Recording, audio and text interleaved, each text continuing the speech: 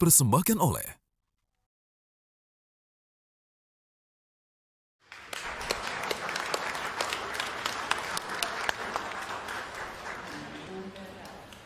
Selamat datang kembali di Investor Daily Roundtable yang merupakan rangkaian acara Road to BNI Investor Daily Summit 2024.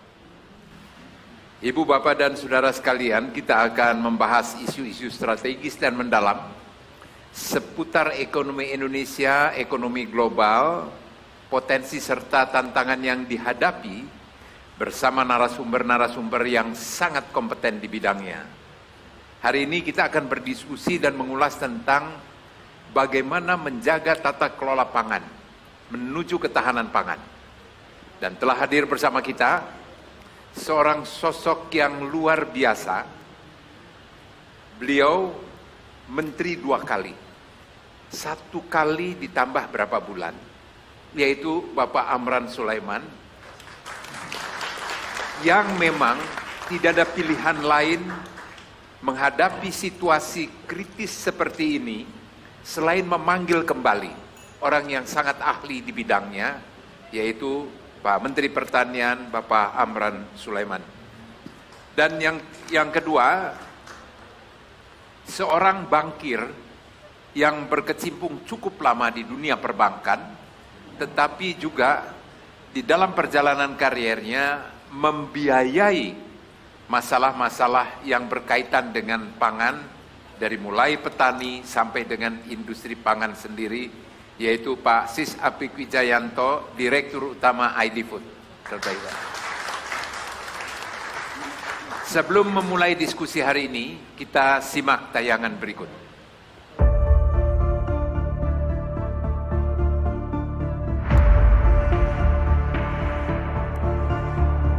Kedaulatan pangan jadi salah satu elemen ketahanan bangsa dalam menghadapi ancaman internal maupun eksternal.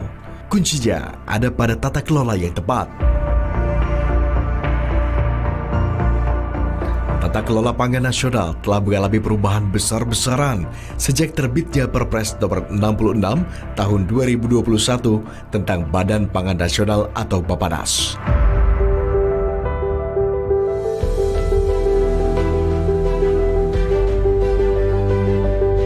Sebagian kewenangan yang semula berada di Kementerian Pertanian, Kementerian Perdagangan, dan Kementerian BUMN beralih ke Bappenas. Bappenas ditugaskan untuk amankan 11 komoditas, yakni beras, jagung, kedelai, bawang, cabai, daging unggas, telur unggas, daging ruminansia, gula konsumsi, minyak goreng, dan ikan.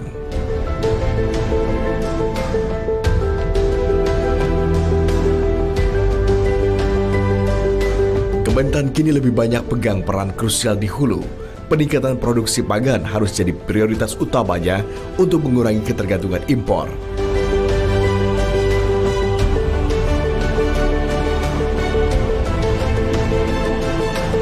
Di 2023 saja, Indonesia defisit 4,7 juta ton beras. Ketergantungan impor juga masih jadi PR di komoditas daging. Di sisi data, bahkan masih ada selisih antara jumlah populasi sapi potong berdasarkan hasil sensus BPS 2023 dengan data Dinas Peternakan dan Kesehatan Hewan di 2022. Angkanya tidak sedikit, mencapai 8 juta ekor sapi. Selisih angka juga muncul dalam populasi kerbau dengan 700.000 ekor perbedaan antara BPS dan Dinas Peternakan dan Kesehatan Hewan. Di sisi distribusi, Bulog dan ID Food bahu-membahu amankan distribusi komoditas pangan agar ketersediaan dan harga di masyarakat terjaga. ID Food juga memegang peran vital dalam meningkatkan inklusivitas petani, peternak, dan nelayan. Dalam mengawal rantai pasok pertahanan hulu ke hilir, ID Food juga menjalankan program kolaborasi BUMN lintas sektor untuk memberikan bantuan insentif kepada para petani. Tidak hanya itu, ID Food kini juga mengemban amanat mengawal program makanan bergizi pemerintah.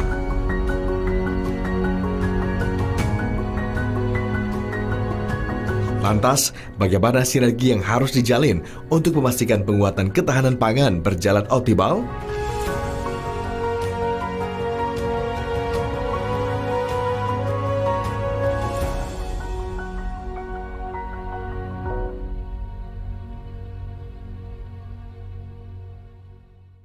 Ibu, Bapak, dan saudara sekalian, begitu banyak berita yang masuk, yang kita dengar, kita lihat. Dunia diancam kelaparan. Apakah itu fakta?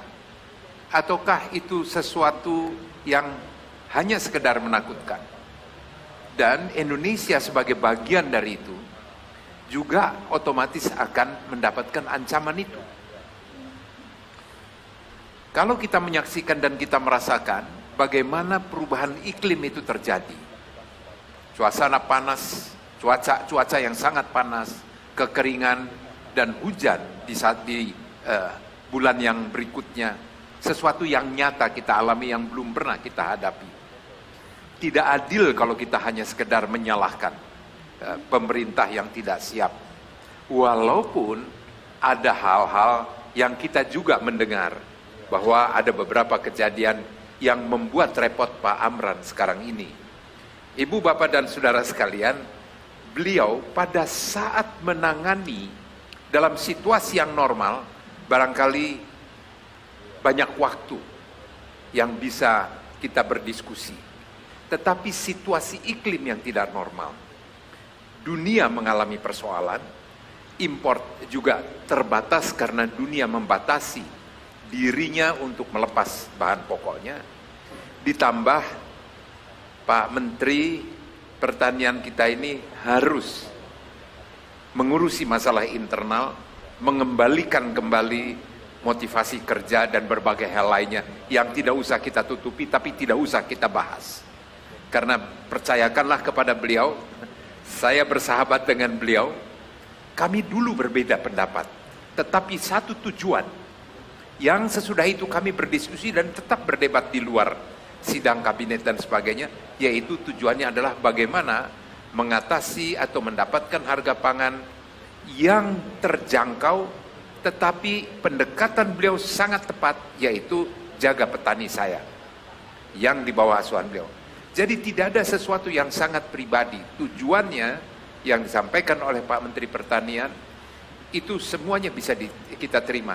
Beliau pun memberikan peluang bagi saya untuk kemudian kami berdebat untuk itu. Dan tidak ada sangat satu. Dan kita buktikan sekarang di sini, saya sampaikan tidak ada orang yang lebih tepat selain beliau harus kembali dan tolong selesaikan supaya rakyat tidak lapar, Pak Menteri. Nah, Pak Menteri, ini masalah ini besar yang dihadapi. Masalah cuaca, masalah iklim. Belum lagi berikutnya mengenai masalah pupuk ada pada saat panen, tapi pada waktu tanam pupuknya nggak ada. Kemudian pupuk langka. Langkah-langkah apa ini Pak? Di tengah situasi kering, pupuknya begitu. Ini kan sesuatu yang membuat Pak Menteri pusing, tapi masih bisa dengan senyum. Pak, tolong jelaskan kepada kami masyarakat semuanya, Pak. Terima kasih Pak Menteri Perdagangan. Terima kasih Pak Menteri Perdagangan.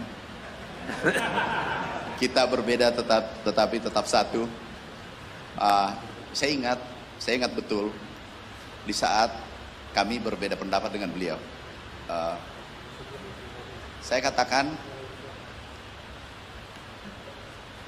harga stabil, beliau katakan harga naik. Terus tiba-tiba kami dicegat wartawan di istana. Itu kalau tidak salah 2018. Pak Menteri, ini kok berbeda?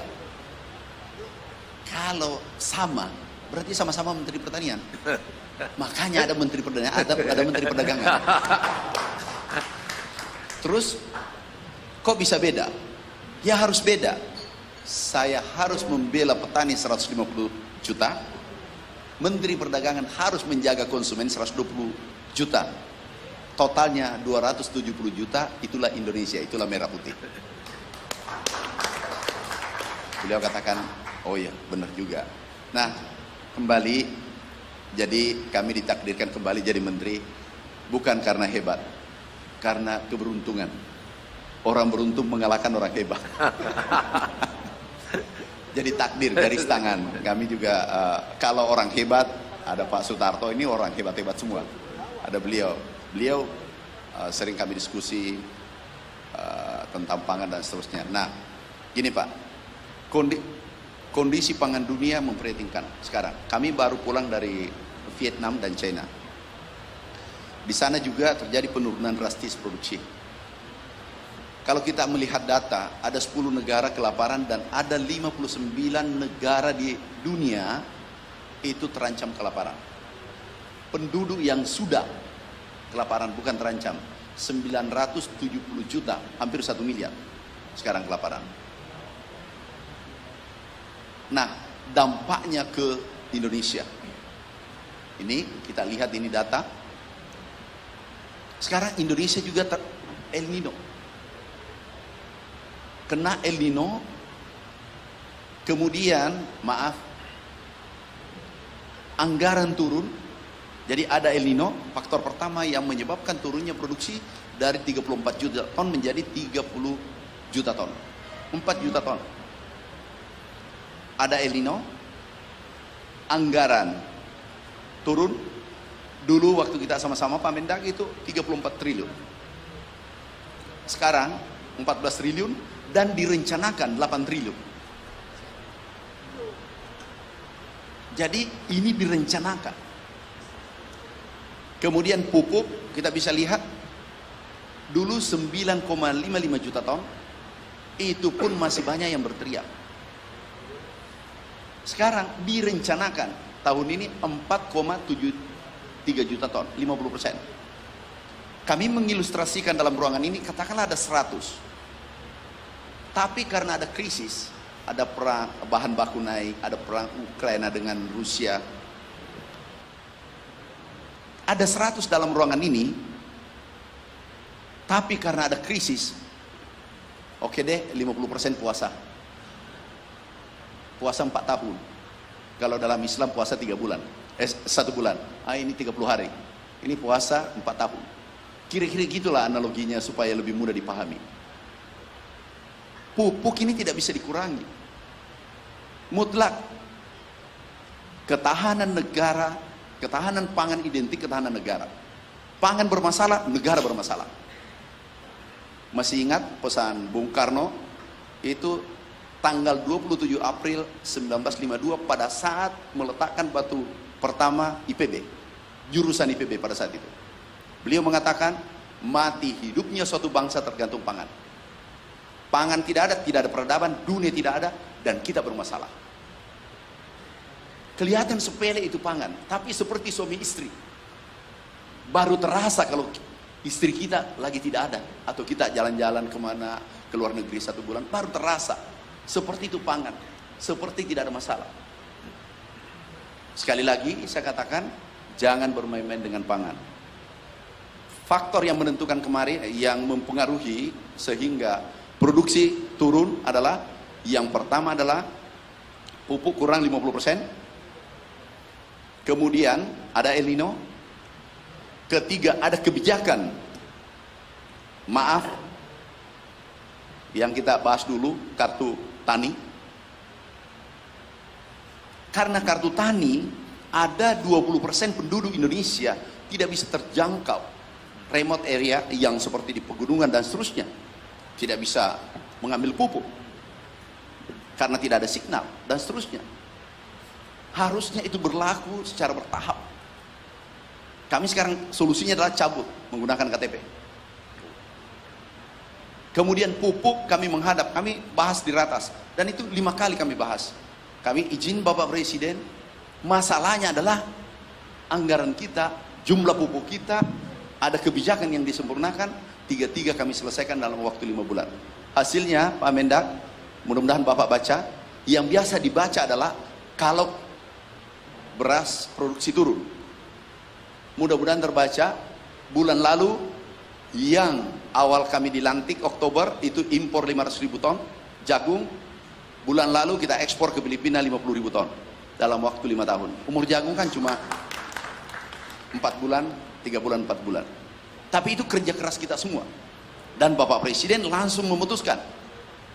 Kami sampaikan, Bapak Presiden luar biasa memutuskan.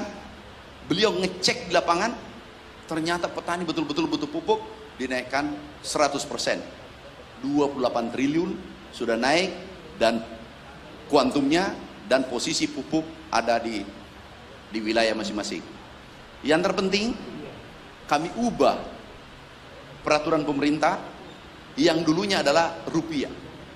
Kami minta kuantum, mau naik, mau turun harga pupuk, bahan baku naik, apapun terjadi di Republik ini, dolar naik, dolar tuh nggak masalah, kami butuh kuantum. Karena kuantumnya tidak bisa dikurangi, yaitu 9,5 juta ton. Nanti akan ditambah seiring dengan bertambahnya jumlah penduduk. Dan itu sudah permanen. Alhamdulillah, Presiden setuju, dan ke depan sampai 100 tahun, kita tidak lagi ribut masalah pupuk. Itu solusi permanen diberikan. Terima kasih Pak. Ibu, Bapak, dan saudara sekalian, jelas digambarkan bahwa ada solusi yang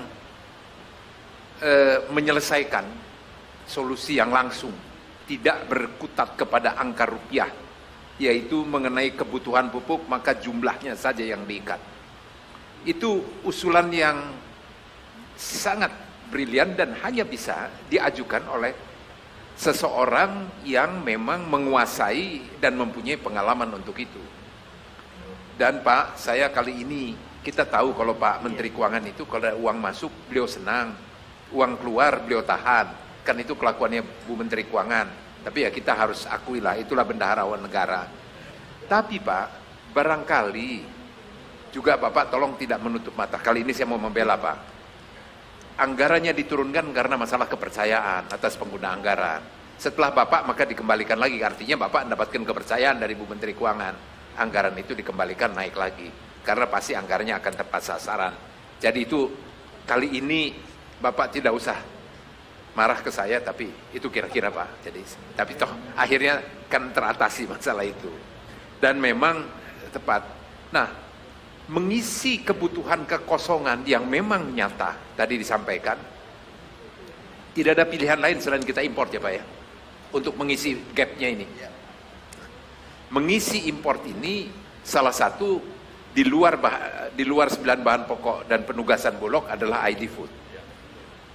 Pak Dirut,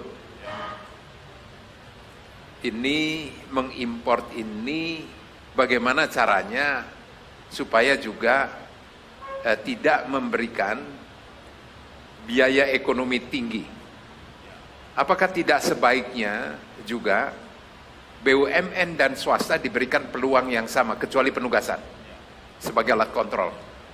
Bapak dengan pengalaman sebagai bankir sekian lama, kalau itu bisa terjadi, maka fungsi kontrol kepada BUMN, sosial kontrol, maka itu akan bisa terjadi langsung. Terima kasih Pak Enggar. Izin Pak Menteri, pertama mengenai impor ya, memang ini salah satu yang belum bisa kita hindari saat ini. Kebutuhan dalam negeri masih belum memenuhi. Seperti tadi disampaikan oleh Pak Menteri Pertanian, kita ada beberapa yang masih perlu impor ya. Tapi sekali lagi menurut saya bahwa impor ini sebaiknya kita hindari. Jadi apa yang kita lakukan di ID Food ya, ini suplai kami atau mungkin kesiapan kami untuk mendukung programnya Pak Menteri, bagaimana kemandirian pangan ini bisa terjadi, adalah salah satunya adalah kita juga mendukung dari sisi benihnya. Benih harus betul-betul tersedia.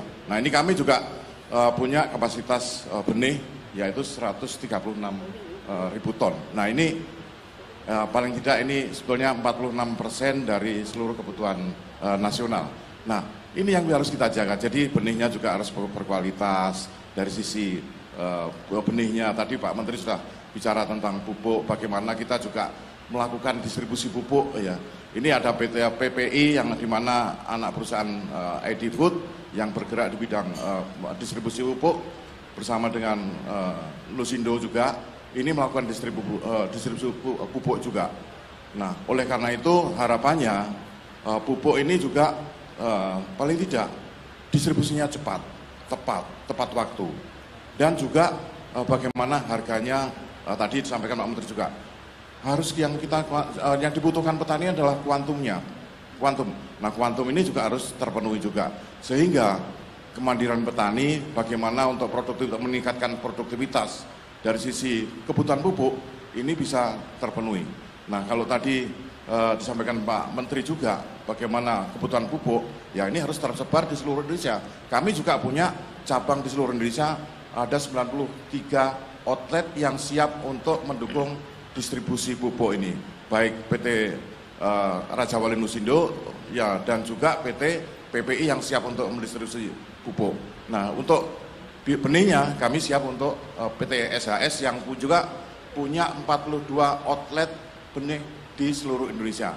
Nah, ini kita ke depan akan tingkatkan sesuai dengan fokus bisnis ke depan, bahwa SHS ini ya maaf mungkin kemarin juga ada gangguan bisnis, tapi ke depan fokusnya Pak Menteri, kami akan fokus untuk penyediaan benih. Jadi apa yang nanti dibutuhkan insya Allah bisa kita penuhi dari sisi benihnya. Nah, memang saat ini kita masih ada program transformasi yang ada di beberapa anak perusahaan, karena ID Food ini punya 16 anak usaha.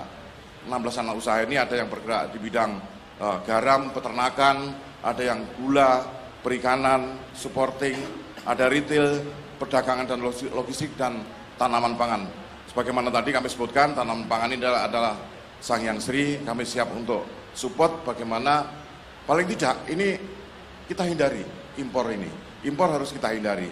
Ya, kita hindari dengan peningkatan produktivitas baik intensifikasi maupun ekstensifikasi yang saat ini juga dijalankan oleh pemerintah, yaitu program untuk ekstensifikasi seperti di Irian, kemudian di Kalimantan, bagaimana untuk menjaga agar ketahanan pangan kita bisa berjalan dengan baik dan stabil, dan juga kita hindari impor. Nah, ini yang kita hindari. Demikian Pak Menteri. Pak Menteri, Pak. Sebelum saya kembali ke Pak Mentan, Pak, ini logistik ini biayanya tinggi sekali karena negara kita negara kepulauan. Apakah ada dukungan dari sesama BUMN, Pak? Ya, terima kasih dan sebagainya. Jadi logistik ya, kita satu hal yang perlu kita sampaikan bahwa ID Food juga punya perusahaan logistik di bawah. ID Food ada cucu perusahaan yang dulu namanya Bandagara Logistik ya, sekarang ini Bandagara Logistik Indonesia.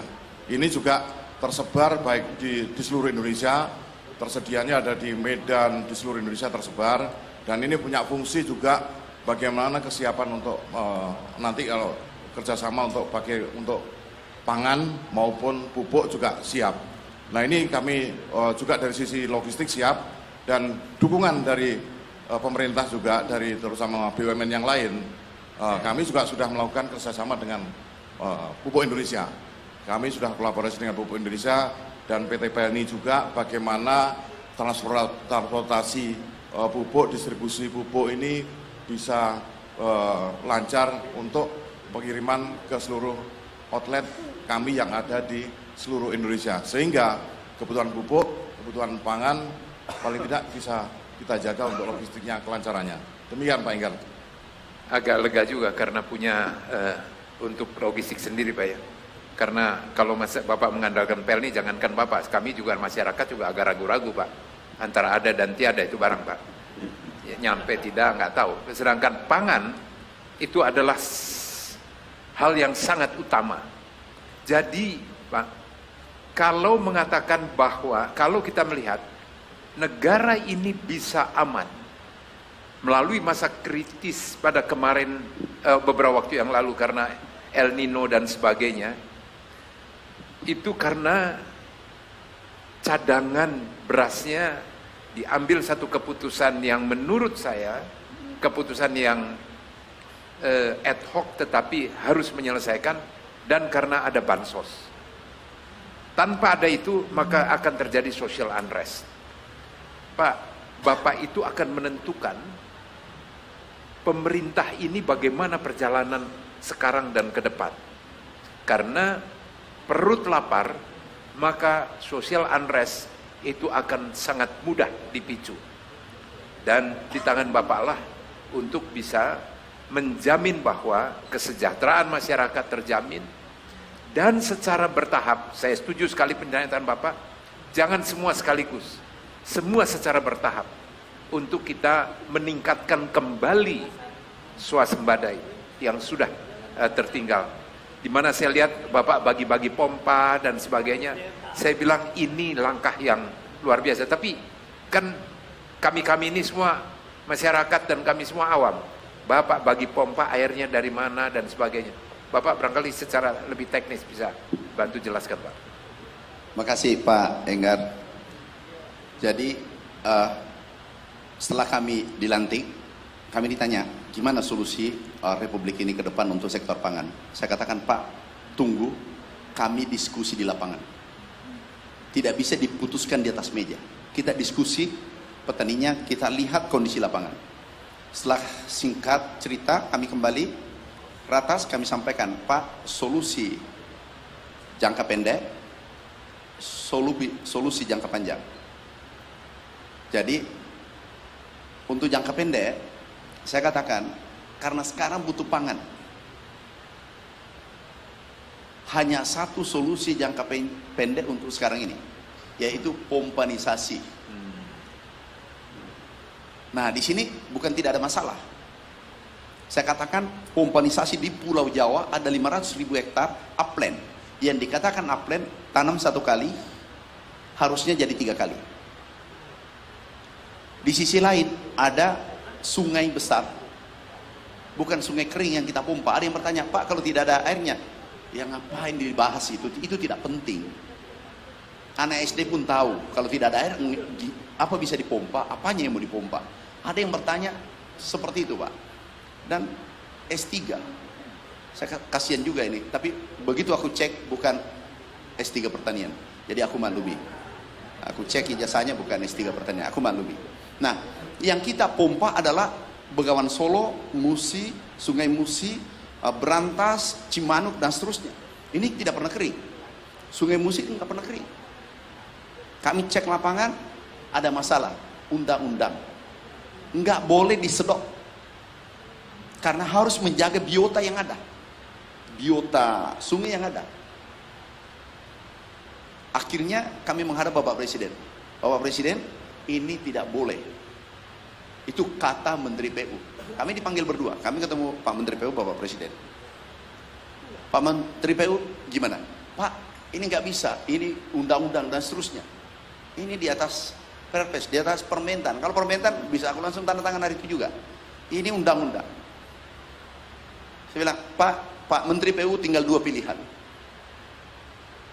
Kita memberi kelangsungan hidup pada biota atau penduduk Indonesia, dan tidak ada pilihan lain. Pilih kekurangan pangan, karena di bulan Januari waktu itu saya katakan Januari Februari pasti shortage, pasti defisit. Kenapa? Tanam 3 bulan sebelumnya hanya 50% dari kebutuhan. Kami sudah sampaikan pasti, dan itu bermasalah Januari Februari, kan terjadi sempat antri. Akhirnya Menteri PU ketawa, udahlah kalau gitu dipompa aja dulu. Saya katakan aku minta hanya tahun ini aja aku pompa airnya untuk keselamatan kita, karena tinggal 2 pilihan, biotanya kita selamatkan atau manusianya. Kalau bisa puasa 6 bulan, oke, nggak apa-apa, atau 1 minggu aja uji coba. Beliau katakan silahkan pompa. Kami pompa air. Jadi pompa kami sebar di fokus Pulau Jawa. Karena kalau bangun cetak sawah itu tidak mungkin bisa meningkatkan produksi dalam waktu singkat. Kemudian ini ada SID-nya, macam-macam, tidak mungkin.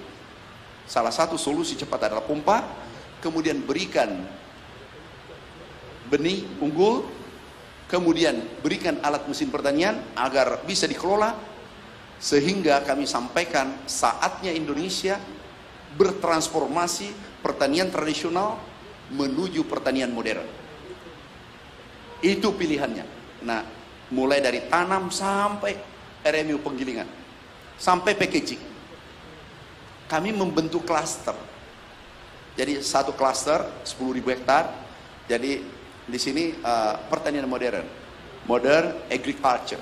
Jadi kami bangun 10.000. Tujuannya apa? Ini adalah menarik anak muda milenial generasi Z. Tidak mungkin generasi muda mau bertani kalau itu merugikan. Kata kuncinya adalah manfaatkan bonus demografi, ada 60% anak muda kita, generasi muda. Pertanian harus menarik, pertanian modern. Pertanian modern apa arti? Apa tujuannya? Apa isi pertanian modern itu? Daging sudah diproduksi tapi belum cukup. Tapi daging sapi kan bisa diganti dengan daging ayam. Yang kita butuhkan proteinnya. Ya. Daging ayam kan sudah surplus. Artinya 90% kebutuhan makan gizi bisa kita penuhi dalam negeri.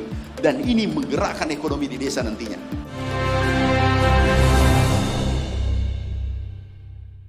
Dipersembahkan oleh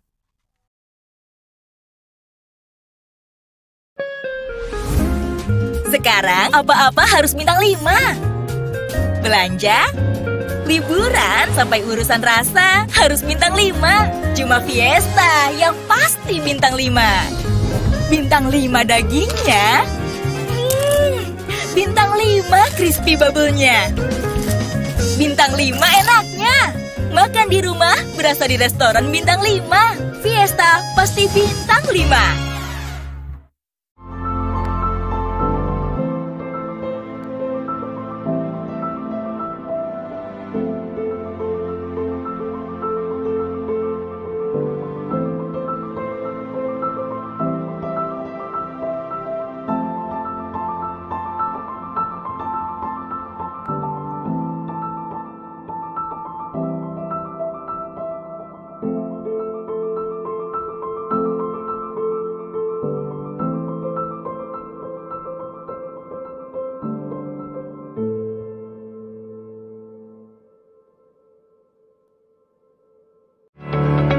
ID Food stands for the corporate brand name of the food holding company, PT Raja Wali Nusantara Indonesia Persero.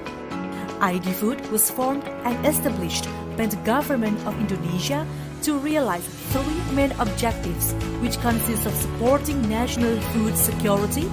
ID Food's business activities cover the fields of agriculture and agro-industry, livestock and fisheries, as well as trade and logistics.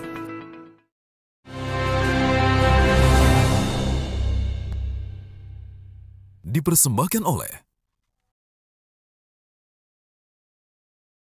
Karena tinggal 2 pilihan. Biotanya kita selamatkan atau manusianya. Kalau bisa puasa 6 bulan, oke, nggak apa-apa. Atau 1 minggu aja uji coba. Beliau katakan silahkan pompa. Kami pompa air.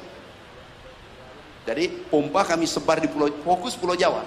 Karena kalau bangun cetak sawah itu tidak mungkin bisa meningkatkan produksi dalam waktu singkat.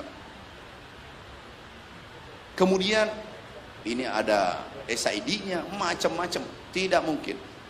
Salah satu solusi cepat adalah pompa, kemudian berikan benih unggul, kemudian berikan alat mesin pertanian agar bisa dikelola, sehingga kami sampaikan saatnya Indonesia bertransformasi pertanian tradisional menuju pertanian modern. Itu pilihannya. Nah, mulai dari tanam sampai RMU penggilingan, sampai packaging. Kami membentuk klaster. Jadi satu klaster 10.000 hektar. Jadi di sini pertanian modern, modern agriculture. Jadi kami bangun 10.000. Tujuannya apa?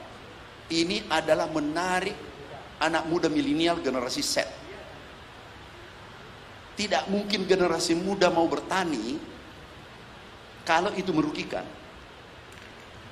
Kata kuncinya adalah manfaatkan bonus demografi, ada 60% anak muda kita, generasi muda. Pertanian harus menarik, pertanian modern. Pertanian modern apa arti? Apa tujuannya? Apa isi pertanian modern itu? Yang pertama adalah menekan biaya itu 50%, 60%. Contoh, manual dulu gunakan tanam 1 hektar itu 20 orang.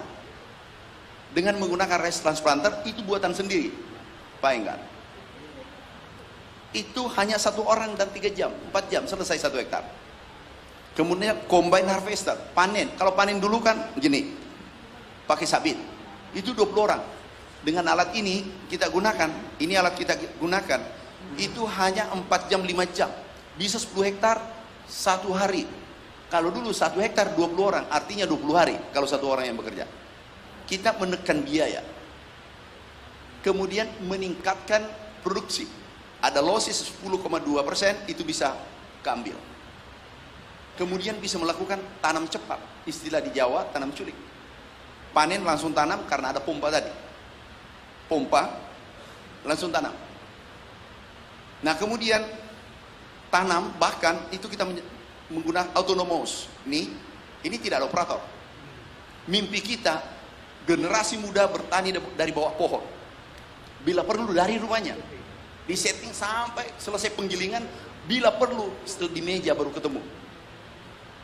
Tanam, panen, tanam, sampai di meja sudah dipiring. Pakai robot. Udah siap makan. Itulah generasi milenial yang diinginkan. Kata kuncinya adalah beri ruang untuk untung, dan dia bertani secara terhormat menggunakan teknologi tinggi yang 10.000 hektar per provinsi. Mimpi kita sejajar dengan negara maju, Jepang, Brazil, Vietnam, yang sekarang cukup maju.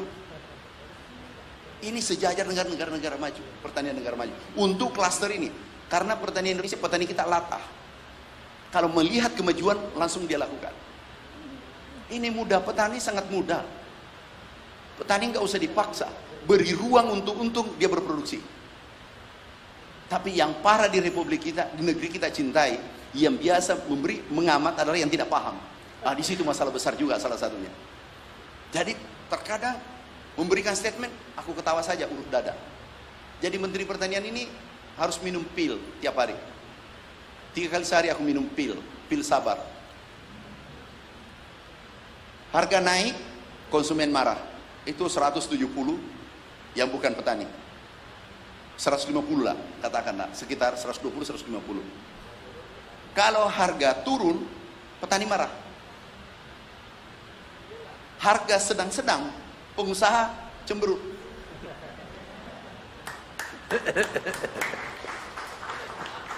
Jadi Menteri Pertanian, saya katakan, siapkan jantungmu 2, serep 1.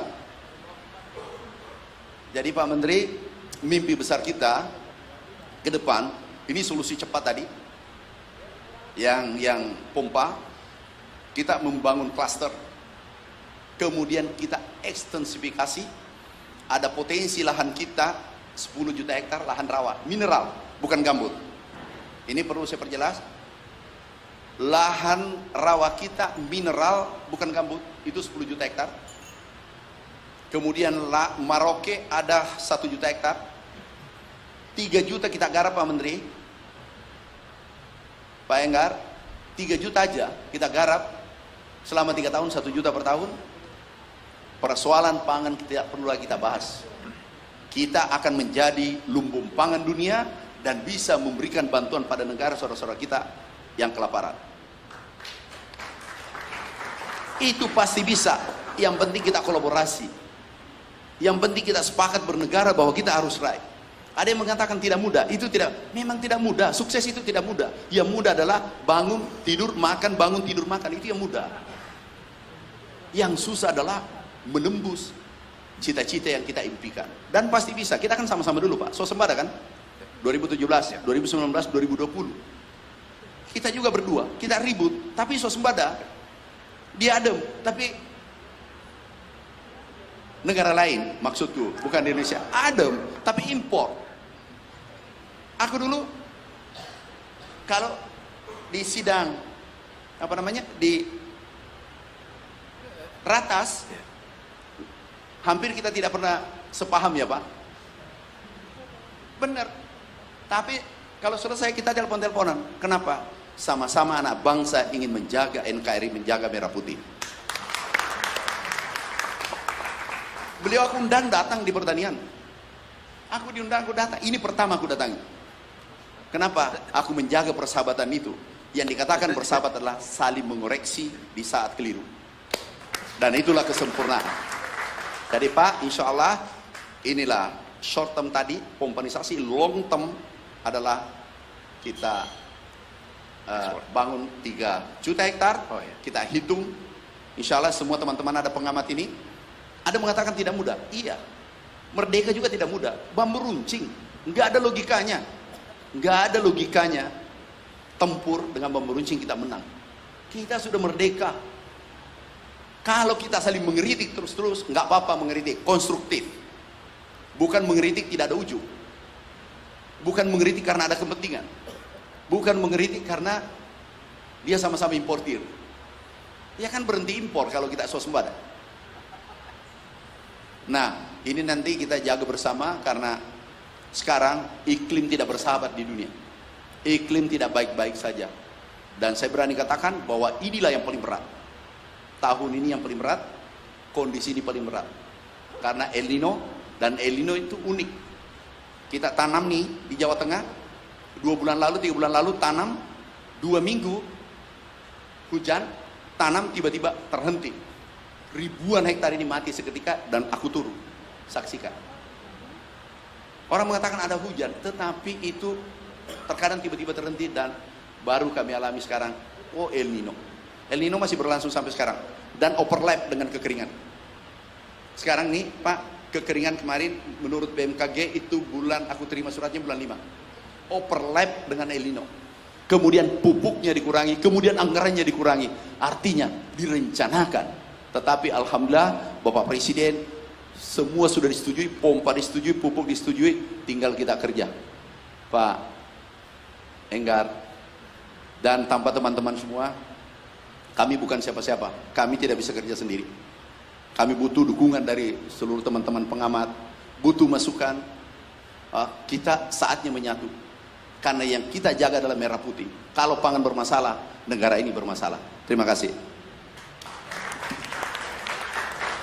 Kalau ada yang masih membantah apa yang disampaikan, memang udah kelewatan. Karena ini adalah orang lapangan. Sosok menteri pertanian itu harus betul-betul menguasai lapangan. Bayangkan kalau model seperti saya yang menjadi menteri pertanian nggak akan mampu seperti ini. Ini detail sekali dan sangat menguasai. Dan juga jangan dijadikan lagi polemik mengenai food estate. Karena itu adalah sesuatu hal yang tidak mungkin dihindari, menambah luas lahan pertanian. Yang kenapa berkurang adalah karena sebagian dari kita melakukan alih fungsi lahan, termasuk saya sebagai pengusaha real estate. Itu sawah Pak, saya jadiin rumah Pak, karena lokasinya terlalu bagus untuk jadi sawah, kan kasihan. Jadi untuk nilai keekonomisan bagi bangsa dapatkan untung. Tapi ini masalah pertanian bukan satu-satunya yang menjadi tanggung jawab beliau. Banyak lagi Pak. Tadi ada perpadi, semuanya lengkap, ada dari Ketua Umum, dari DKI juga ada, Haji Nelis. Tetapi ada juga nih Pak, susu kelihatannya kita masih impor juga ya Pak ya, ada shortage susu. Susu, belum lagi mengenai daging yang juga waktu yang lalu yang, ya mohon maaf Pak, karena agak abai pada waktu beberapa tahun lalu, sekarang Bapak lah yang harus menyelesaikan. Pak, kira-kira secara singkat Bapak menyelesaikannya bagaimana Pak ini? Cuman berapa bulan ini? Apa nih? Ya itu Pak, yang susu kurang, daging kurang, sedangkan gini, makanan Pak, bergizi kan harus dengan susu Pak. Membangun ini republik, jangankan 5 bulan, 5 menit pun bisa dengan kebijakan yang tepat. Contoh Pak, contoh kecil, masih ingat Pak e-katalog? Kami sampai diributi. E-katalog kami bangun, DPR serang, di kabinet diserang. Setelah kami bangun e-katalog, alhamdulillah sekarang ikut-ikut e-katalog. Kenapa? Direct langsung ke produsen. Kami masih ingat traktor pengadaan 5 triliun. Itu kami menghemat 1,2 triliun karena tidak melalui lini 1, lini 2, lini 3. Direct langsung, kualitasnya terjamin, harganya murah dan cepat. Ada lagi masih ingat Pak, waktu itu Pak Mendak kita rapat, kebijakan masalah pengadaan pupuk pestisida. Itu hanya kami ubah perpres itu 1 kalimat. Dan itu waktunya cuma 5 menit. Jadi manajemen 5 menit. Kami menghadap Bapak Presiden, ini Perpres harus dirubah. Kenapa? Seluruh pupuk yang diadakan harus tender. Tendernya Januari karena anggaran baru turun. Kalau tepat waktu, katakanlah Februari tender, tambah 4 bulan tender. Masuk bulan kering, tendernya belum tiba. Tikus tidak pernah mengatakan tunggu dulu lagi tender pemerintah. Pupuk juga tidak mengatakan tunggu dulu. Tanaman tunggu dulu karena pupuk belum beres. Ini kan terbalik-balik ini. 70 tahun, 75 tahun kita lakoni itu, padahal itu maaf, keliru pandangan kami.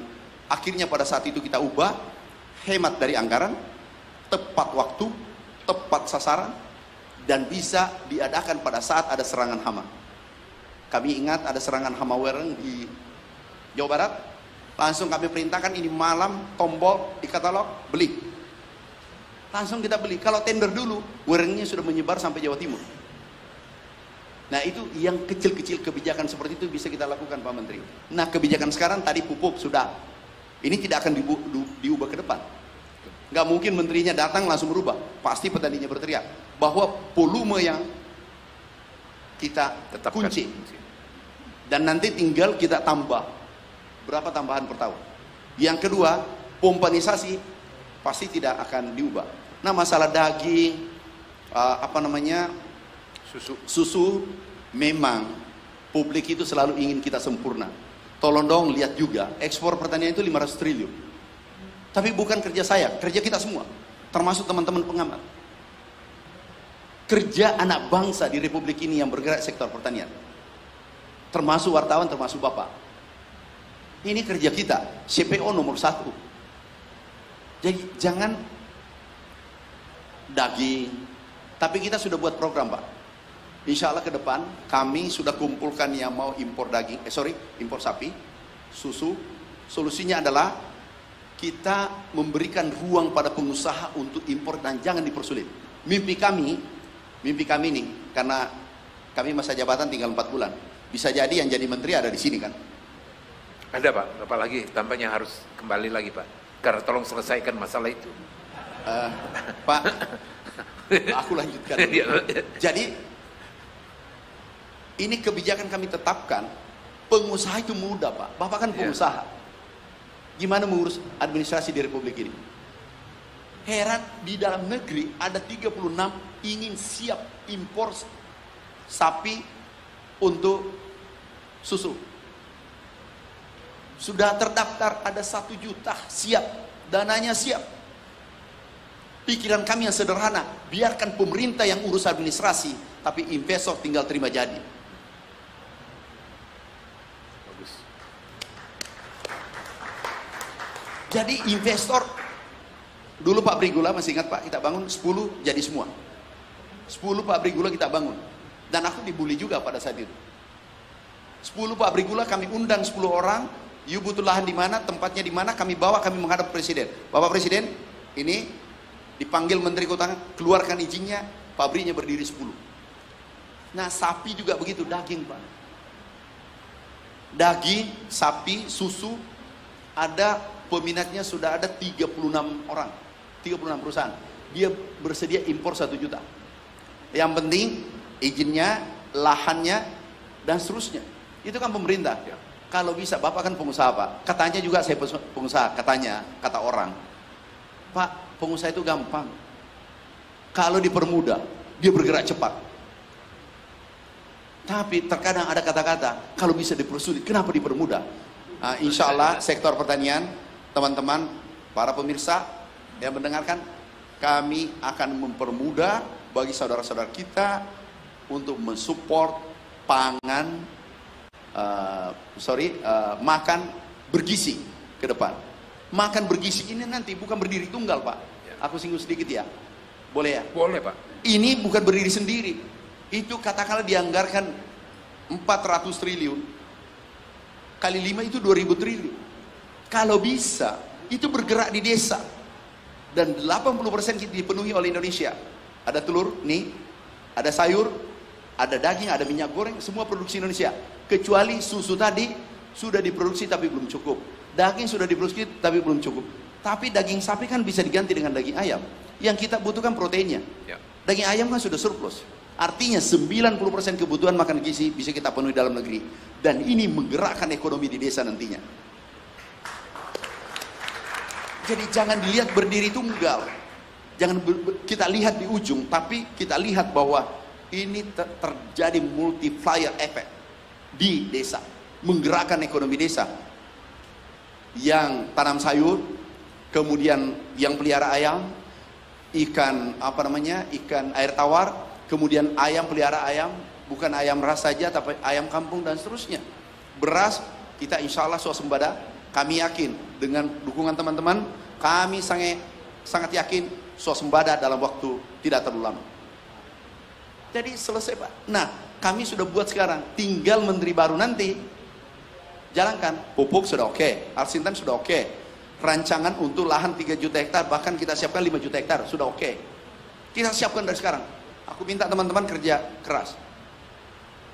Bapak juga pahami saya, ada El Nino di dalam dan di luar. El Nino di luar, El Nino di dalam. Tapi El Nino di dalam gak usah dibahas. Orang yang selalu membahas kejadian, orang yang sial dan masa depannya suram. Kalau orang yang jagoan adalah membahas gagasan, membahas mimpi-mimpi besar, termasuk mimpi Republik ini. Yang saya tahu. Ya sekarang sudah selesai, mudah. Jadi yang saya tahu, make big dream, take action, be persistent. Kemudian kebiasaan kita rubah, pasti berhasil. Jangan melihat ke belakang. Ini jangan membahas masa lalu, hilaskan masa lalu, termasuk cinta yang tertunda. Terima kasih. Jadi tadi disinggung S3 juga beliau. Untuk diketahui ya adalah Pak Mentan ini juga Ketua Umum Ikatan Alumni Unhas.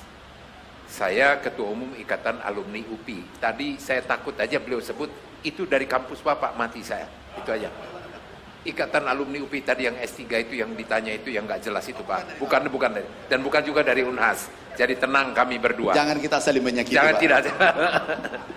Tadi disinggung mengenai, sebelum kami persilahkan nanti Ibu Bapak untuk menyampaikan beberapa pertanyaan tetapi singkat. Pak, tadi disinggung sedikit mengenai gula. Itu pabrik-pabrik gula kan di tangan Bapak. Dan ada yang umurnya lebih tua dari umur saya Pak. Bahkan sebelum negara merdeka Pak, itu pabrik sudah ada. Nah sekarang, tapi itu tolong jangan dipretelin, sebab itu bisa jadi museum Pak. Cuman kapan itu diperbarui sehingga dengan demikian rendemennya tinggi. Dan sia-sia kalau tidak Pak Mentan menyiapkan untuk tebu, tetapi digilingnya susah Pak. Mungkin Bapak bisa jelaskan. Baik. Terima kasih Pak Enggar. Pertama, ID Food saat ini punya pabrik gula Pak, betul. Jadi produksi gula ini sebetulnya bukan ID Food saja, tetapi juga ada PTPN juga. Ya, jadi kami juga punya pabrik gula di Surabaya, di Jawa Timur, dan di Jawa Barat. Di Jawa Timur sendiri ada PT Raja Wali 1. Di situ PT Raja Wali 1 punya pabrik gula Krebet dan Rejo Agung di Madiun. Satu lagi PT Candi Baru di Sidoarjo. Nah kemudian di Jawa Barat kita punya sebetulnya seperti sama yang disampaikan oleh Pak Enggar tadi. Jadi story-nya ada 6 Pak di situ Pak. Ada 6 Pak Mentan di Jawa Barat itu. Ada 6, tetapi ya lagi-lagi sama seperti yang disampaikan sudah umurnya. Iya. Gula Pak di Jawa Barat aja. Di Jawa Barat Pak. Di kampung saya Pak 6 Pak. Iya. Sekarang iya Pak. Ada PT Raja Wali 2 Pak di situ Pak. Raja Wali 2 dan ada PTP, ada ID Food. Ada Raja Wali 2 Pak di situ, ada 6 Pak. Nah, awalnya 2 yang operasi Pak. Dan saat ini sudah tambah 1 Pak. Sindang laut yang sudah mulai beroperasi. Jadi ada 3. Ke depan kami juga akan mengoperasikan juga yang tempat yang lain yang belum beroperasi seperti di Subang. Ini adalah dalam rangka juga mendukung ketahanan pangan, bagaimana untuk meningkatkan produksi, terutama rendemennya juga harus baik, harus tinggal bagus, kualitasnya bagus, dan tentu ini kalau rendemen bagus juga petani yang merasakan juga, karena ada bagi hasil untuk petani, dan insya Allah itu dari sisi mesin Pak, kita perbaiki terus, ada perbaikan-perbaikan, termasuk bisnis prosesnya kita perbaiki, bagaimana kita juga melakukan giling, Pak. Itu sesuai sudah dengan teknologi. Ada semacam foto udara yang di situ kapan kita harus tebang, kapan harus mulai melakukan giling. Nah, di sini sudah ada, Pak, sudah melakukan teknologi seperti itu sehingga tidak terjadi lagi misalnya tebu yang sudah lama itu sudah usianya sudah tua sehingga menyebabkan rendemennya akan turun. Tidak terjadi lagi yang terlalu muda sehingga rendemennya rendah. Ini akan kita jaga. Nah, untuk itu kita sekarang sudah punya teknologi itu, Pak Mentan, teknologi mapping udara.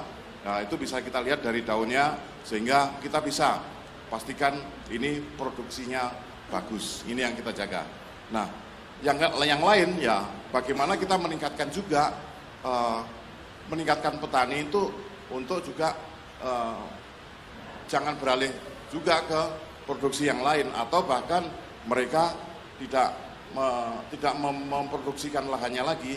Seperti tadi kita harus lahan-lahan yang mungkin yang kurang produktif, kita juga kerjasama dengan Inhutani juga bagaimana meningkatkan perluasan lahan. Saat ini total ID Food punya lahan sekitar 54.000 dan kita harapkan juga akan kita tingkatkan terus, Pak. Paling tidak ini juga untuk meningkatkan produksi gula.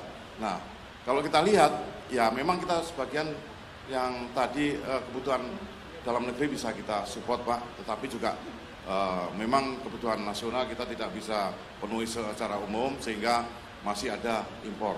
Nah, impor ini juga kita juga jaga jangan sampai waktunya, Pak, ya, bertabrakan dengan musim giling sehingga ini juga menghancurkan harga di pasar. Ini kita harapkan momen kapan kita harus impor, kapan giling sehingga stabilitas harga bisa kita kendalikan. Demikian, Pak Enggar. Pak, apa tidak lebih baik kan sekarang Bapak aja yang bertanggung jawab, Pak, untuk kapan impor, kapan Bapak kan Bapak produsen gula. Ya. Kemudian Bapak kalau pada waktu shortage Bapak yang impor sendiri. Ya. Minta izin aja kepada ya, Pak, ya. Jadi Ya, kalau Pak. ada apa-apa kan Pak Mentan marahnya kepada Bapak tinggal. Betul. Kami sudah diberikan izin oleh Pak Mentan, Ya. Pak. Sudah diberikan izin oleh Pak Mentan untuk impor gula. Tetapi ya 92.000 ton ya. Tetapi kami juga harus menjaga dan bagaimana melakukan kolaborasi sehingga stabilisasi harga gula ini bisa tercapai. Itu, Pak. Nah, sehingga kami kapan impor, kemarin juga arahan dari Kementerian Perdagangan juga paling lambat bulan Mei kita sudah laksanakan itu, Pak. Sehingga kita tidak melampaui itu karena setelah bulan Mei maka sudah mulai giling, sudah mulai berjalan. Nah, kalau giling berjalan nanti mempengaruhi harga pasar. Nah, nanti ke depan kalau memang kondisi kebutuhan gula itu masih perlu impor ya kita lakukan setelah musim giling. Demikian, Pak Enggar. Pak Sis ini sebagai Dirut BUMN tentu sangat hati-hati harus menjawab. Seperti yang tadi saya sampaikan, saya bisa memahami, Pak, Bapak agak sulit untuk menjawab, ya harusnya kasih ke saya. Tetapi kalau saya memang harusnya kasih ke Bapak. Jadi Bapak, kalau seandainya dimarahin sama petani, kenapa itu kecepatan? Ya karena kok beliau bersamaan, terlambat kan begitu ya, Pak ya. Tapi paham, Pak. Tapi saya melihat bahwa ini on the right tracks. Pak Sis memegang ID Food dengan dalam waktu yang singkat, pemahamannya juga cepat, dan ibu bapak dan saudara sekalian sebenarnya agak sulit dibantah lagi dan ditanya lagi karena Pak Mentan memaparkannya sangat detail sekali, dan siapa yang berani mengangkat bahwa ini ada masalah di sana karena beliau lebih tahu dari semua. Walaupun karena tidak hanya di Jakarta, ini sebentar lagi juga harus jalan, terbang lagi, pergi lagi ke Merauke. Kami persilakan Ibu Bapak kalau ada hal. Saya jadi saksi perbedaan Bapak kedua, Pak. Tapi yang saya rasakan belakangan kan ternyata memang orang berkualitas itu tetap hasilnya kualitas, Pak. Saya langsung ke Pak Menteri Mentan aja. Kalau di Jakarta Mendak, kalau di kampung saya ngawal Bapak kan. Ingat di Ngawi itu yang saya rasakan itu motivasi petani setelah Bapak memberikan motivasi itu luar biasa, Pak. Saya ingat banget belum panen Bapak hadir, jangan nunggu berapa hari, tetapi setelah panen ini saya nggak mau tahu harus itu terus termotivasi, Pak. Lah, motivasi itu kan berjalan dengan leadership yang Bapak pimpin. Problemnya itu Pak, belakangan ini kan komunikasi. Sebetulnya kalau komunikasi lancar terjalan, setelah Bapak nggak jadi menteri, ini kan putus Pak. Jadi negeri ini selalu di situ Pak. Kita mendapatkan menteri yang udah cocok dan dirasakan tetap stakeholder, pelaku usaha, petani, konsumen. Tetapi setelah Bapak nggak jadi menteri kan jadi liar lagi tuh Pak. Yang Bapak waktu kita jadi saksi, kita kumpul di Ngawi, saya contoh yang real saja Pak Menteri, itu bisa 7 ton sampai 7,5 ton Pak. Hari ini 5,4. Kadang-kadang kita mengeluh ke siapa? Sebetulnya problemnya di situ Pak. Setelah nanti Bapak nggak jadi menteri, sekarang tadi kan udah ada pemaparan Bapak yang luar biasa. Wah, berarti pupuk cukup, semua cukup. Setelah Bapak nggak jadi menteri, nanti kan ini timbul problem lagi. Ini mau diteruskan atau menteri baru dengan gaya baru? Problemnya selalu itu Bapak. 101 tahun Indonesia tidur dengan teknologi yang didesain oleh Belanda. Padahal teknologi ini sangat emisi karbon tinggi.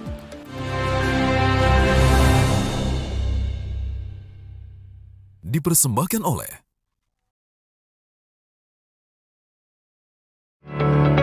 ID Food stands for the corporate brand name of the food holding company, PT Raja Wali Nusantara Indonesia Persero. ID Food was formed and established by the government of Indonesia to realize 3 main objectives, which consist of supporting national food security. ID Food's business activities cover the fields of agriculture and agro-industry, livestock and fisheries, as well as trade and logistics.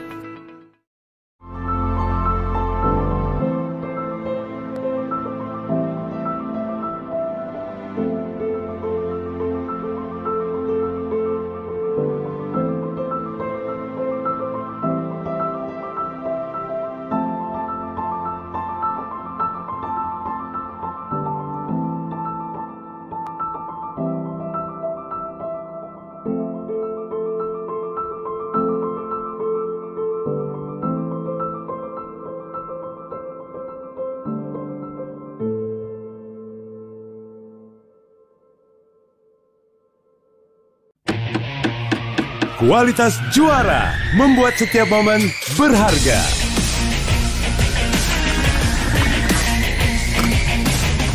KTNG Juara, juarakan hidupmu. Sekarang apa-apa harus bintang 5. Belanja, liburan sampai urusan rasa harus bintang 5. Cuma Fiesta yang pasti bintang 5. Bintang 5 dagingnya. Bintang 5 crispy bubble-nya. Bintang 5 enaknya. Makan di rumah berasa di restoran bintang 5. Fiesta pasti bintang 5. Asal-usul Sabtu dan Minggu hanya di BTV, televisi paling menghibur.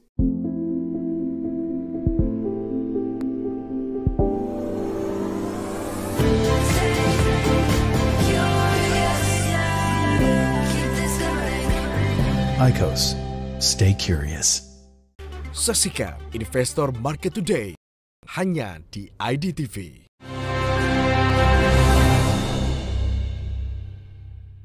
Dipersembahkan oleh Belakangan kan ternyata memang orang berkualitas itu tetap hasilnya kualitas Pak. Saya langsung ke Pak Menteri Mentan aja. Saya kalau di Jakarta Mendak, kalau di kampung saya ngawal Bapak kan. Ingat di Ngawi itu yang saya rasakan itu motivasi petani setelah Bapak memberikan motivasi itu luar biasa Pak. Saya ingat banget belum panen Bapak hadir, jangan nunggu berapa hari, tetapi setelah panen ini saya nggak mau tahu harus itu terus termotivasi Pak. Lah, motivasi itu kan berjalan dengan leadership yang Bapak pimpin. Problemnya itu Pak, belakangan ini kan komunikasi. Sebetulnya kalau komunikasi lancar terjalan, setelah Bapak nggak jadi menteri, ini kan putus Pak. Jadi negeri ini selalu di situ Pak. Kita mendapatkan menteri yang udah cocok dan dirasakan tetap stakeholder, pelaku usaha, petani, konsumen.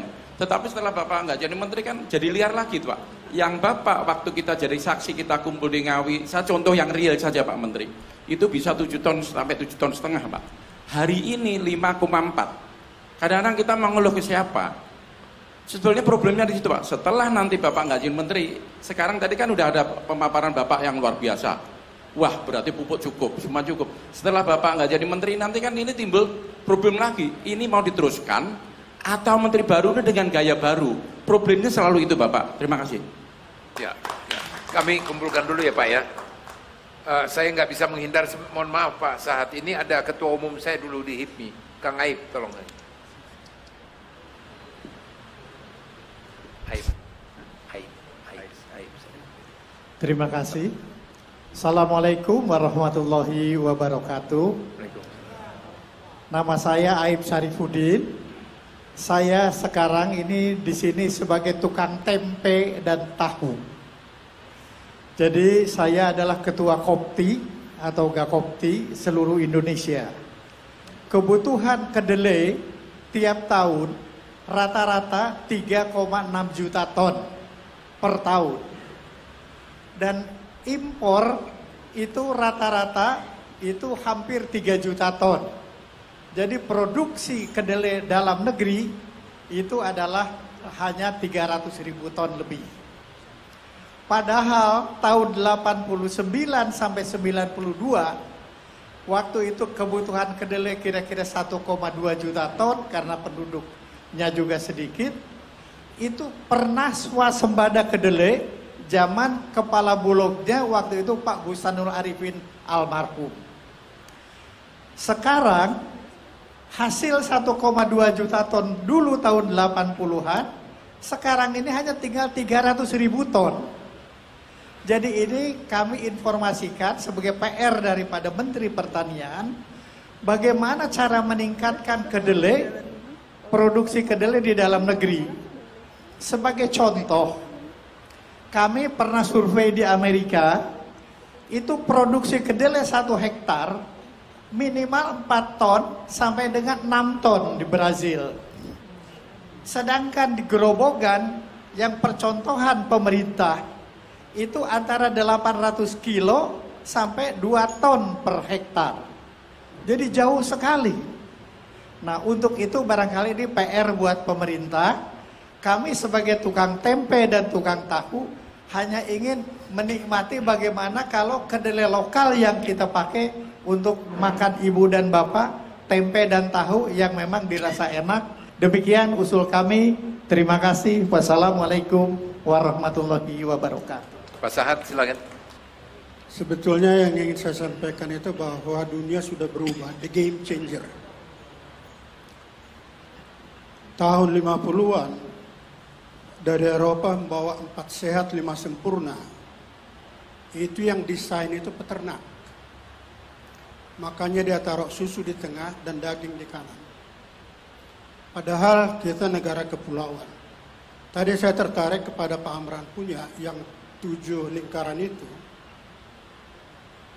Ikan itu sebetulnya bisa menggantikan protein daripada daging. Jadi kita sebagai negara maritim harusnya push ikan itu adalah number 1. Dan dari di film The Game Changer bisa kita lihat ya, bagaimana Arnold Schwarzenegger meneliti bagaimana gladiator Romawi dulu bisa kuat. Mereka tidak makan daging. Nah itu perlu jadi perhatian. Jadi marilah kita rubah 4 sehat 5 sempurna. Itu kalau saya usulkan Pak Menteri, di tengah itu boleh susu dan sawit. Kenapa sawit? Minyak sawit. Karena makronutrisinya, carbon change-nya itu persis air susu ibu. Ini jarang diketahui di Indonesia dan jarang dieksplor. Jadi oleh karena itu saya sarankan Pak Menteri, tolonglah dirubah 4 sehat 5 sempurna yang zaman kuno dulu, dirubah menjadi 4 sehat 5 sempurna model baru, yaitu di tengah itu adalah susu dan sawit, di kanannya itu ikan dan ayam. Kalau bisa, jadi kita tidak tergantung pada, karena kita bukan negara kontinental. Kita adalah negara kepulauan. Satu lagi kepada Mas Sis. ID Food keluarkan 250.000 ton kalau saya nggak salah tadi gula ya. Gula pasir. Siapa suruh kita bikin gula pasir? Ada yang bisa terangkan? Itu zaman Belanda, 85% gula itu ekspor di daerah subtropis. Humidity-nya rendah. Jadi mereka bikin gula kristal. Kalau kita analisa cost price daripada gula, 40% cost kalian itu merubah dari sirup ke powder. Investasi kalian juga 45% hanya kepada evaporator. Jadi kalau 250.000 ton, 250 juta kilo, kali 400 perak aja kita kurangin production cost-nya, kita bisa berikan kepada tebu. Nah ini tolong dilihat, jadi jangan kita latah gitu. Gula pasir, semua ikut gula pasir. Karena hal yang sama juga terjadi di sawit. 101 tahun Indonesia tidur dengan teknologi yang didesain oleh Belanda. Padahal teknologi ini sangat emisi karbon tinggi. Jadi saya belajar dari situ, saya pikir ada baiknya kita juga di gula, tidak perlu lagi ke gula kristal, tapi kita bikin gula cair. Dan gula cair dari cane itu masuk sakarida. Sakarida itu sangat rentan terhadap diabetes. Padahal kalau Anda rubah sedikit dengan chemical reaction, itu bisa berubah menjadi glukosa dan fruktose dan bagus bagi diabetes. Jadi kita nggak perlu import gula yang berasal dari gula jagung, demikian. Itu aja saran saya. Terima kasih. Baik, masih satu lagi Pak. Silakan yang daging ini. Siapa? Apa? Jadi supaya paripurna, supaya lengkap semua nih. Gula, daging, beras tadi, tempe. Assalamualaikum warahmatullahi wabarakatuh. Waalaikumsalam. Terima kasih atas waktunya. Perkenalkan, nama saya Ahmad Fahmi. Saya Ketua Asosiasi Pengusaha Protein Hewani Indonesia. Jadi lengkap sekali, karena protein hewani itu sebetulnya tidak hanya daging. Anggota kami itu beroperasi hampir di 26 provinsi, mendistribusikan termasuk ayam dan daging. Jadi ada dua yang ingin saya tanyakan Pak. Pertama, tadi Pak Amran sudah menjelaskan dengan gamblang mengenai kemandirian pangan. Yaitu kita berdiri di kaki sendiri untuk mengadakan pangan untuk bangsa ini. Yang kedua mengenai ketahanan pangan, ini definisi yang kadang perlu lebih dalam lagi. Nah, ketahanan pangan mungkin adanya di Pak Sis Apik. Saya ingin bertanya dari sisi ketahanan pangan. Ketahanan pangan tidak terlepas dari stok Pak. Stok nanti ujungnya adalah distribusi. Nah, saya ingin bertanya ke Pak Sis, peran BUMN dan swasta, apa yang bisa dikolaborasi di area ketahanan pangan ini, karena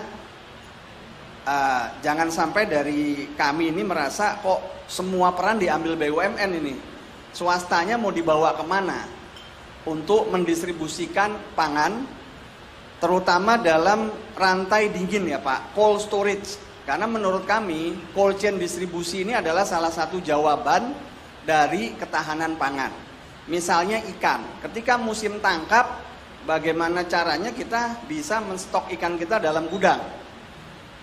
Demikian pula ketika harga ayam itu demand-nya turun, dengan gudanglah kita bisa menahan supaya harga ayam di pasar itu tidak jatuh.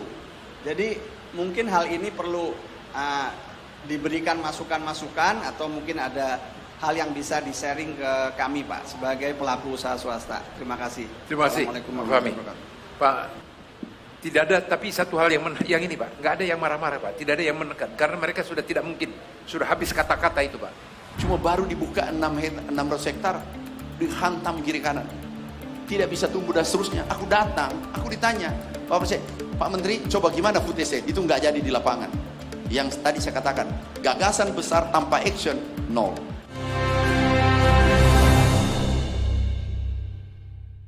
Dipersembahkan oleh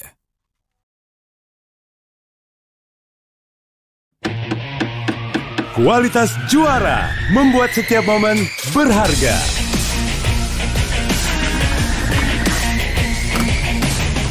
KTNG Juara, juarakan hidupmu.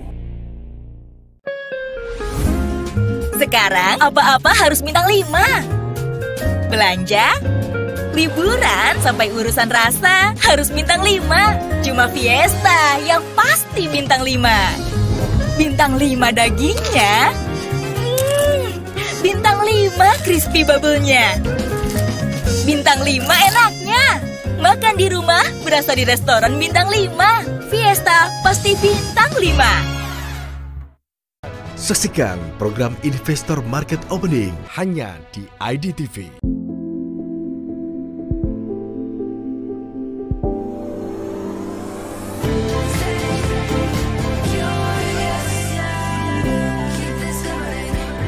IQOS, stay curious.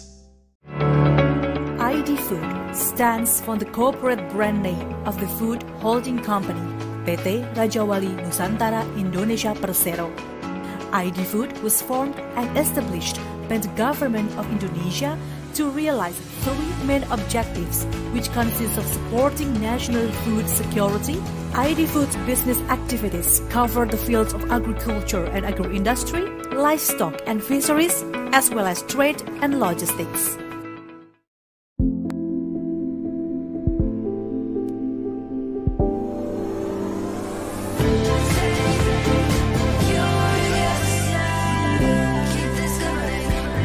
IQOS, stay curious.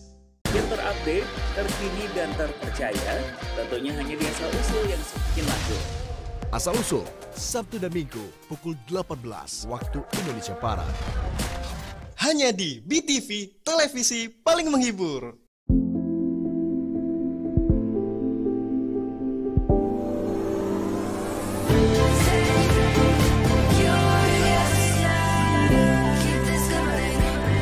IQOS, stay curious. Saksikan program Investor Market Closing hanya di IDTV.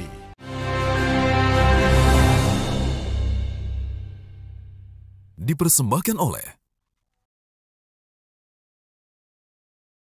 semua peran diambil BUMN ini.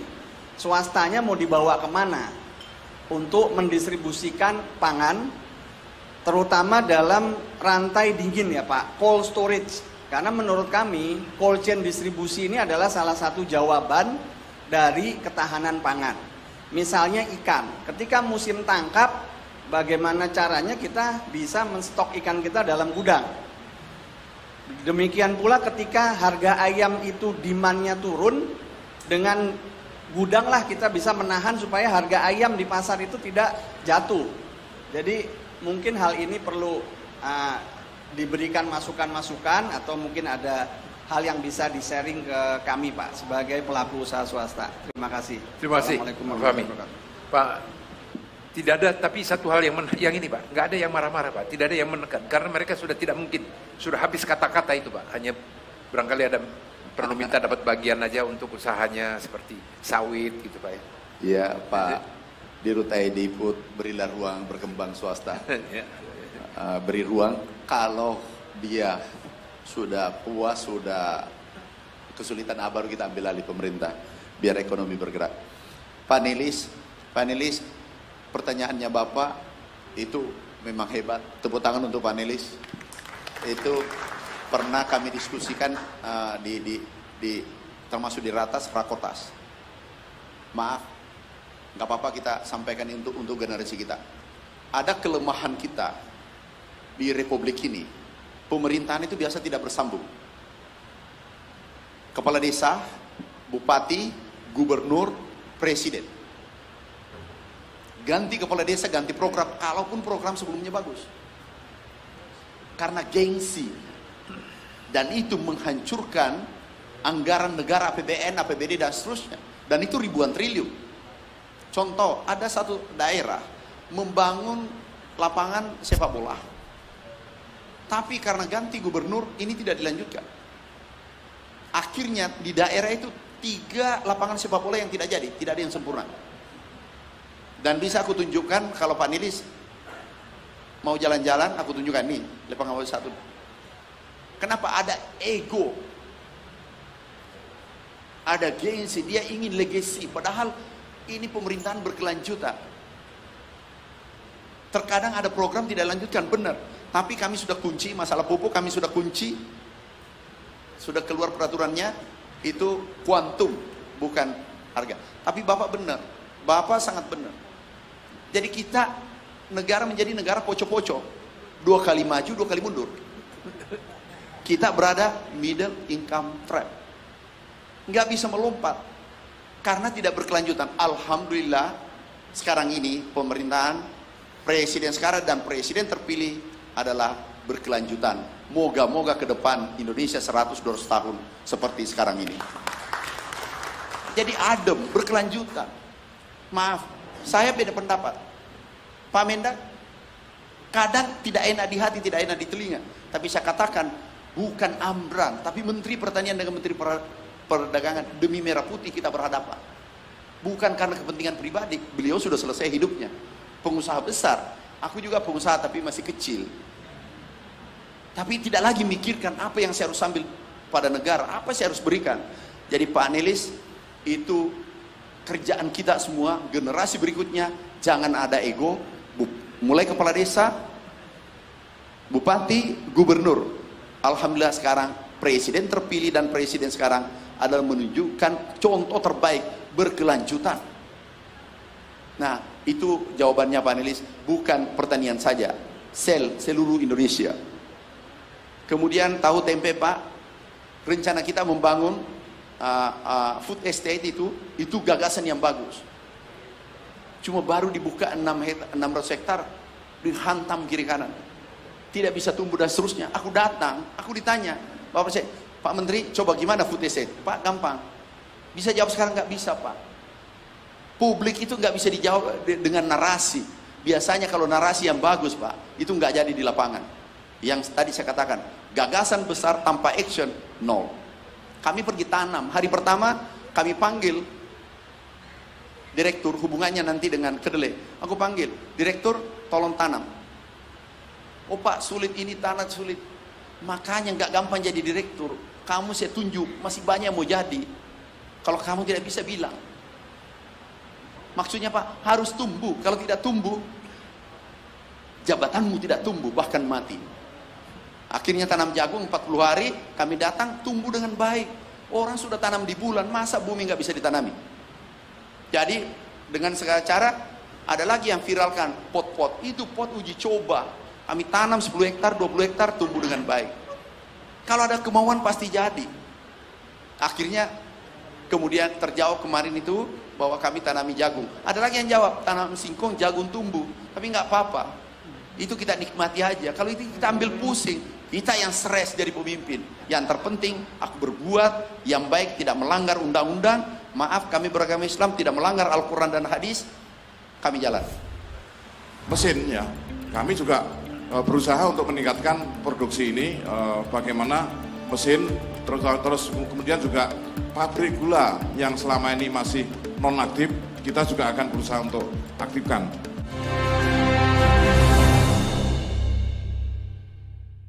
Dipersembahkan oleh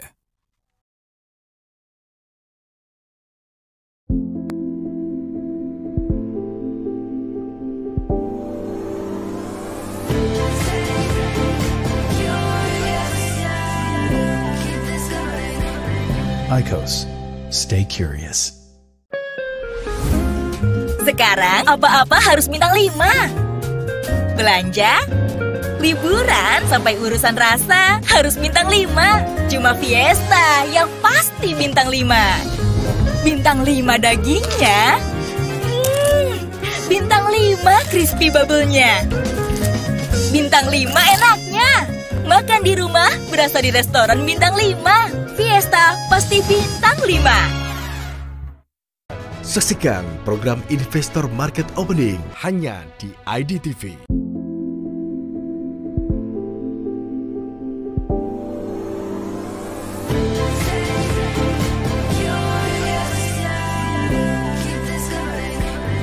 IQOS. Stay curious. Semua terekam di Mitos. Hanya di BTV, televisi paling menghibur. rasa ingin tahu. Awal dari segala pertanyaanmu. Coba dengar suaraku. Jalan yang kau tahu bisa membawamu jauh.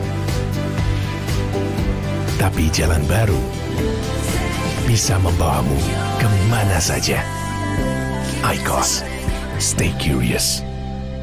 Yang terupdate, terkini dan terpercaya, tentunya hanya di Asal Usul yang semakin laku. Asal Usul, Sabtu dan Minggu, pukul 18 waktu Indonesia Barat.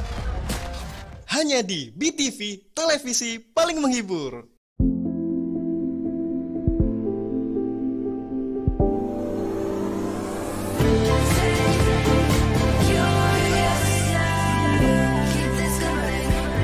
IQOS, stay curious. Saksikan program Investor Market Closing hanya di IDTV.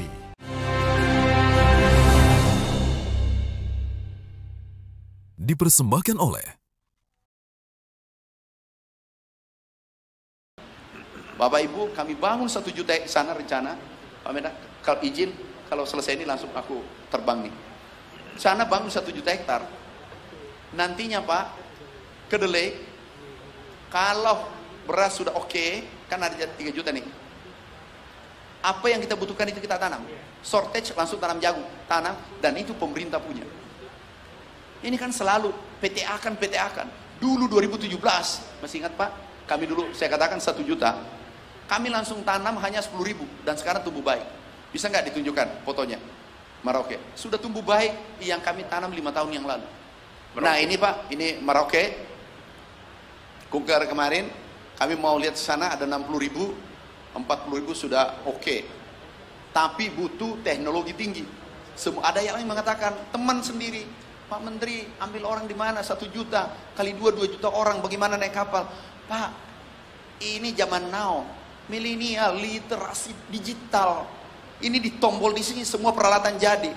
Bukan naik kuda di sana, bukan mekanisasi. Langsung, oh gitu ya. Pak, jangan komentar, ini bidang saya. Kalau ekonomi Bapak yang komentar. Ini susahnya Republik ini. Sarjana sosial, tapi ahli di bidang pertanian. Di situ rusaknya kita keadaan Republik ini. Aku perhatikan juga CV-nya kalau ada komentar, kasihan, masih perlu ditambah. Kemudian Pak Saad, ikan, aku setuju. Idenya sangat bagus Pak. Kalau gula aku boleh komentari Pak ya, ada menarik tapi baru aku beritahu. Rakortas, mungkin beliau sudah lupa. Ngomong gula semua. Aku diam, ditanyalah Pak Darmin. Kok Pak Mentan selalu diam? Sudah berapa kali rapat? Bapak kan Menteri Pertanian. Aku main-main. Iya Pak, karena makin Bapak bicara makin salah. Saya ahli gula, 15 tahun aku di gula. Kata, ulang aja, coba cerita gula. Pak, saran saya tadi gula, tolong nanti aku kunjungi. Yang pertama Bapak jaga ratonnya. Itu masalah di sana. Raton 4, begitu kan harus 4 kali. 4, 25%. Begitu masuk raton 4, diulang lagi, raton 1 kembali, padahal tidak dibuka. Yang kedua, Pak, produktivitas. India sudah 200 ton, kita 60 ton. Yang ketiga rendemen, perbaiki 3 itu Pak, beres itu gula, naik produksi kita 2 kali lipat. Tapi ada bibit India baru kami ambil, itu ada di Bombana dengan di Papua. Ada benih dari Australia, itu 200 ton. Kemarin ditahan lagi, Pak nggak bisa. Aku panggil direktur, kenapa kamu tahan? Ini bibit bagus. Pak, ini tidak sesuai prosedur. Oke, kamu juga tidak sesuai prosedur. Aku copot besok. Oh enggak Pak, ini sudah sesuai prosedur. Ini kan rusak. Ini yang telepon saya menteri, harus masuk itu bibit. Sudah masuk 2 juta stek. Nah itu masalah gula Pak. Jadi gula Pak, sebenarnya tergantung kemauan kita. Kalau kita mau Pak, bahu-membahu, Republik ini jadi. Terlalu kaya ini Republik dikelola. Terlalu kaya. Kemudian Pak, kami kemandirian pangan gini Pak, dimaklumi aja Pak kalau ada komentar kedaulatan pangan, ketahanan pangan dengan swasembada itu belum bisa bedakan. Sudah maklumi aja, swasembada adalah 10% impor dari kebutuhan. Ketahanan pangan adalah dari mana saja, yang penting stok cukup untuk negara. Kedaulatan pangan adalah tidak impor sama sekali untuk medium. Nah, ini juga tidak bisa dibedakan kadang. Jadi kita maklumi aja karena bukan bidangnya, supaya tampil dikit. Udah, dimaklumi aja, Pak Mami. Aman kan impornya? Nggak ada masalah ya? Aman, kalau ada masalah, sampaikan langsung ke Menteri. Mumpung masih ada waktu saya, ini sopir tembak, naik di jalan. Bapak Ibu sekalian, Pak Mendak, kadang aku sedih. Negeri ini kaya banget dibanding negara lain. Coba Rusia, kami ke Jerman, itu ada musim salju. Kita ini 12 bulan. Timur, barat, dengan tengah berbeda. Musim hujan, di Aceh tidak hujan, kering, di sini hujan. Tapi ini memang butuh eksekutor, Pak. Bukan yang pandai membuat narasi. Narasi tanpa action itu nol. Terima kasih. Pak Sis, mohon. Terima kasih. Ada dua mungkin penanya tadi, tapi satu sebagian sudah dijawab oleh Pak Mentan tadi mengenai gula. Tapi apa yang menjadi concern Pak Saat tadi kami perhatikan, Pak. Tetapi juga ada beberapa hal yang juga menyangkut yang disampaikan oleh Pak Menteri tadi, bagaimana meningkatkan produksi dan rendemen ya. Ini kita juga sudah menggunakan teknologi, tapi akan kita terapkan juga di Raja Wali 1 juga. Ini teknologi ini baru kita implementasikan di Raja Wali 2, Pak, di Cirebon. Nah, ini kita akan kembangkan juga di Raja Wali 1 di Jawa Timur. Ada PG Krebet baru, ada PG Candi Baru, ada Rejo Agung juga. Ini akan kita kembangkan untuk rendemen nih. Karena bagaimana juga dengan teknologi itu sudah nyata buktinya bahwa kita produksi sudah berjalan dengan bagus dan rendemennya juga meningkat. Karena apa? Tadi yang saya sampaikan tadi, yang usianya tepat maka rendemennya juga akan tepat, gitu Pak. Nah, kemudian dari sisi mesin ya, kami juga berusaha untuk meningkatkan produksi ini, bagaimana mesin terus kemudian juga pabrik gula yang selama ini masih non aktif, kita juga akan berusaha untuk aktifkan. Bagaimana ini kalau jika keterbatasan modal, kami juga membuka diri untuk swasta. Bagaimana untuk melakukan kolaborasi ini dengan swasta, Pak? Kami sangat terbuka, sama seperti yang disampaikan oleh Pak Fahmi tadi, kami terbuka, Pak, untuk bisnis di ID Food ini. Kami juga punya keterbatasan sehingga perlu punya kerjasama dengan swasta. Ini perlu kita lakukan juga, termasuk juga dengan asosiasi Pinsar juga kita lakukan. Bagaimana juga dengan HIPMI kita juga melakukan kolaborasi. Contohnya adalah bahwa saat ini kita punya penugasan di stunting itu 1,4 juta, Pak Menteri. 1,4 juta untuk penerima.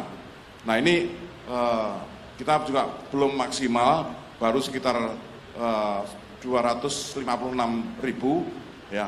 Nah, ini potensinya kita akan kejar sampai dengan bulan November ini akan kita selesaikan.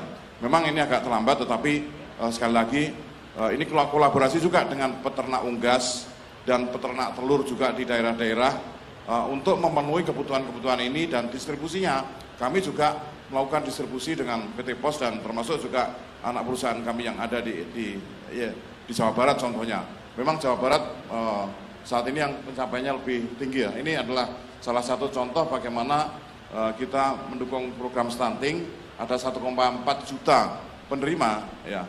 Ini sudah terdistribusikan dan kita akan selesaikan sampai dengan bulan November, karena target 1,4 juta ini selesai dalam tahun ini. Jadi kita lebih maju satu bulan November akan kita selesaikan. Sekali lagi Pak Fahmi, kolaborasi kami terbuka, Pak, dengan asosiasi Bapak, dengan asosiasi yang lain juga terbuka, bahkan dengan Pinsar kami terbuka bagaimana melakukan kolaborasi ini, karena kami sekali lagi sama seperti Pak Mentan tadi, kita nggak mungkin sendirian. Ini perlu support dari para pengusaha-pengusaha juga, para pelaku-pelaku bisnis, pelaku-pelaku usaha juga untuk mendukung program ketahanan pangan maupun kemandirian pangan ini. Untuk menjaga pangan kita, untuk merebut swasembada pangan, sehingga Indonesia menjadi lumbung pangan dunia ke depan.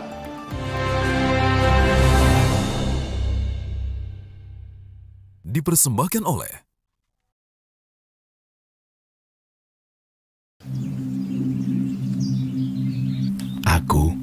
rasa ingin tahu. Awal dari segala pertanyaanmu. Coba dengar suaraku. Jalan yang kau tahu bisa membawamu jauh. Tapi jalan baru bisa membawamu kemana saja. IQOS, stay curious. Pizza rendang kita buatan Chef Raihan dan Chef Marelan. Masak everywhere. Hanya di BTV, televisi paling menghibur. Asal-usul Sabtu dan Minggu. Hanya di BTV, televisi paling menghibur.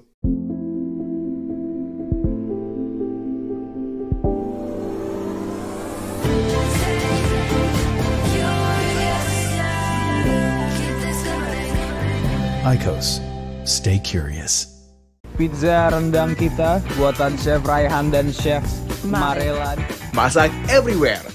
Hanya di BTV, televisi paling menghibur. Aku rasa ingin tahu. Awal dari segala pertanyaanmu. Coba dengar suaraku. Jalan yang kau tahu bisa membawamu jauh. Tapi jalan baru bisa membawamu kemana saja. IQOS, stay curious. Saksikan Investor Market Today hanya di IDTV.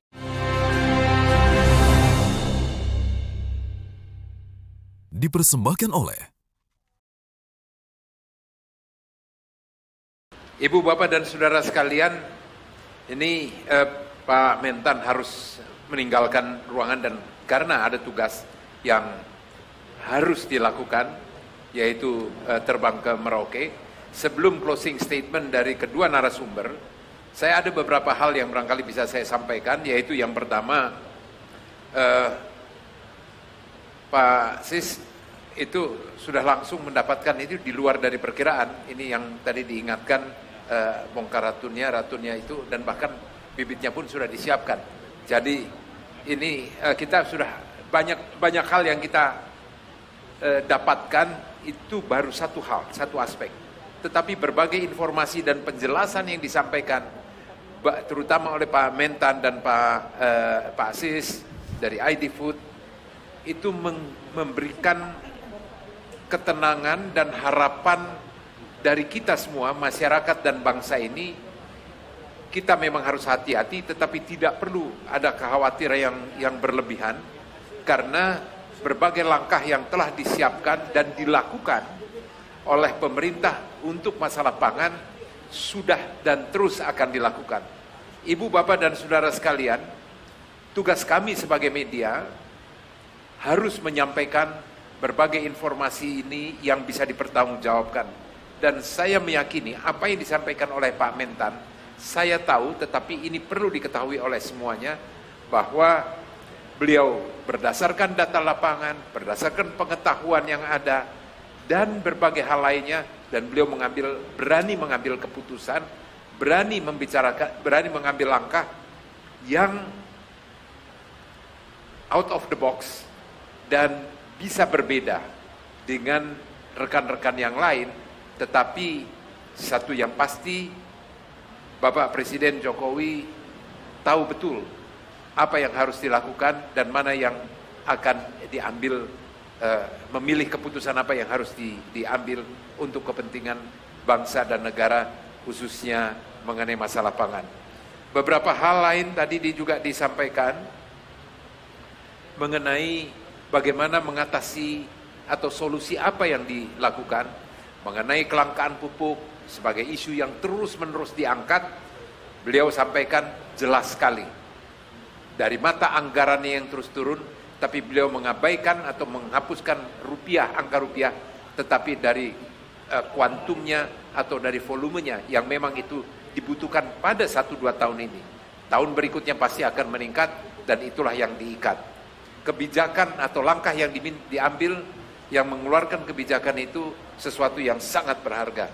Dan beberapa hal lain lagi, banyak sekali hal yang tentu kita semua sudah mendengar dan kita semua sudah rekam, dan Pak Menteri, kami satu hal yang pasti, kami akan terus sosialisasikan, dan begitu ada hal yang miring-miring dilihat dari seperti itu, barangkali Pak Menteri bisa langsung hubungi kami akan meng-clearkan, karena itu adalah tugas dan tanggung jawab kita.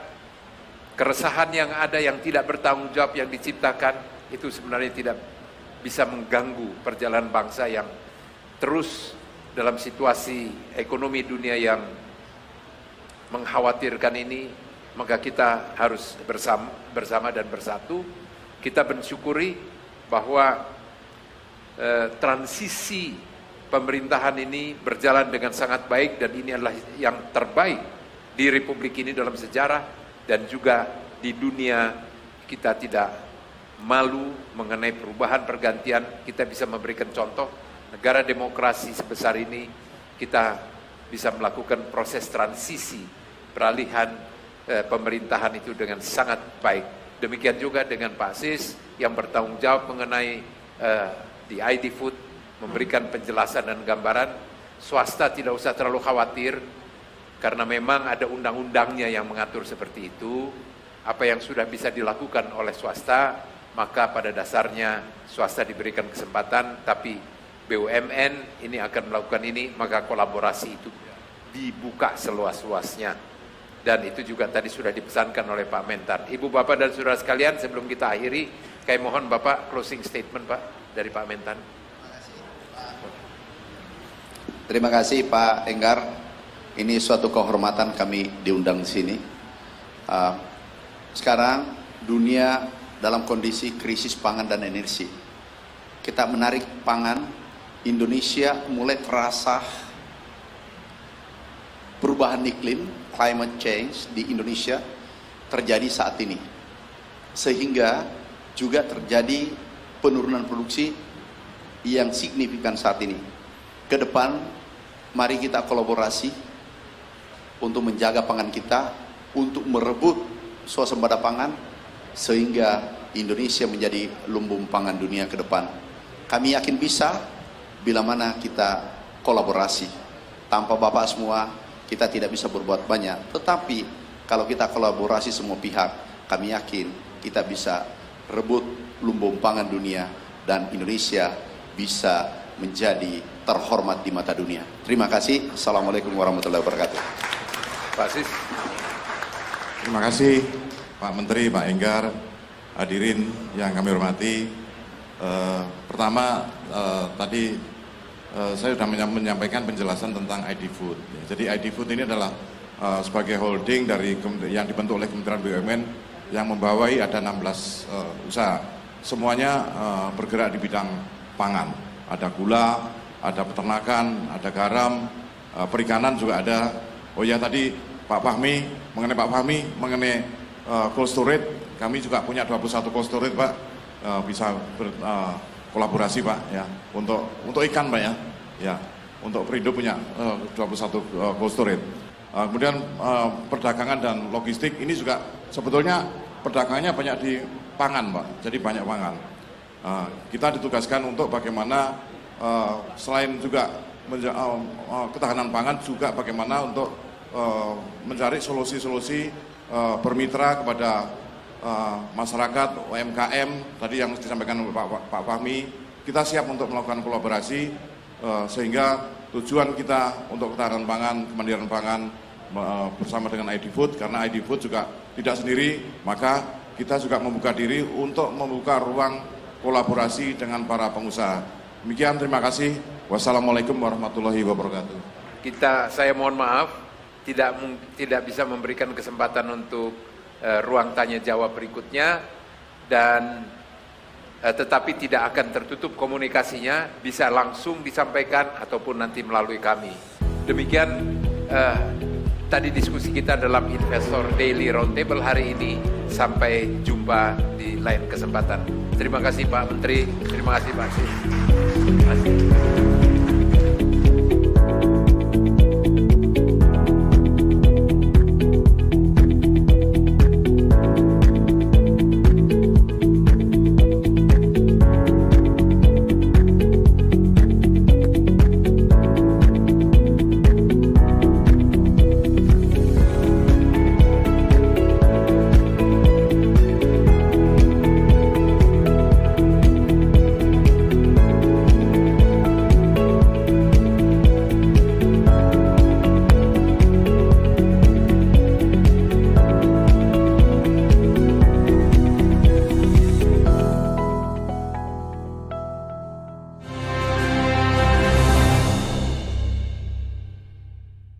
dipersembahkan oleh